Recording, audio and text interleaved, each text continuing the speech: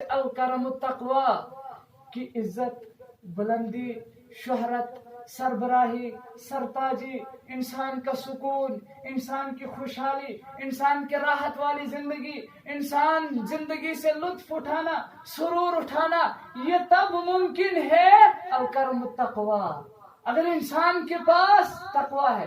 اگر تقوی نہیں ہے تو عزت کے یہ خواب دیکھ لے لیکن عزت بھی ملنے والی۔ اگر انسان کے پاس تقوی نہیں ہے تو یہ خواب دیکھ لے بڑے اسٹیج کو پانے کی، لیکن یہ اسٹیج ملنے والا۔ انسان کے پاس تب یہ اسٹیج ملے گا، تب کرسی ملنے والی ہے، تب سرتاجی، سربراہی، مقام ملے گا جب انسان کے پاس تقوی ہوگا۔ اگر تقوی نہیں ہے تو انسان کتنے بھی اعمال انجام دے، نہ اعمالوں کا کوئی وزن رہتا ہے اللہ رب العالمین کے سامنے، نہ ہی انسان کی زندگی کے اندر خوشحال زندگی نصیب ہوتی ہے۔ اور آپ نے سنا ہوگا اس کی اہمیت بھی بہت زیادہ ہے۔ مثال، انسان کے جسم کے اوپر اس کپڑے کی کتنی اہمیت ہے، کتنی اہمیت ہے۔ مثال، اگر انسان کے جسم کے اوپر کپڑا نہیں ہے تو انسان کا جسم بدصورت، بے وزن، انسان کی خوبصورتی، حسن، جمال، شباب، اس کی کوئی بھی ویلیو، کوئی بھی قیمت نہیں ہے اس وقت تک جب تک کہ انسان کے جسم پر یہ کپڑا نہ ہو۔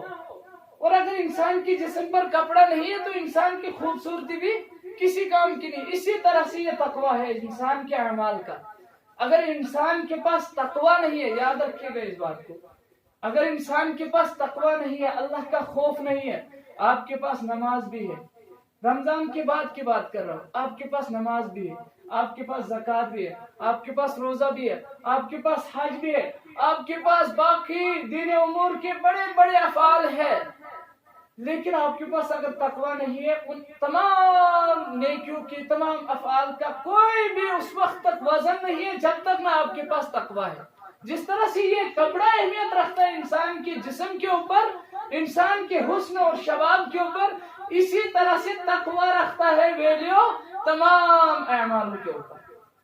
گو کہ معلوم ہوا رمضان کے بعد ہمارے لیے ضروری ہے کہ ہم ڈرنے والے بن جائیں اللہ رب العالمین سے۔ اگر ہم رمضان کے بعد نماز بھی پڑھ رہے ہیں، تہجد بھی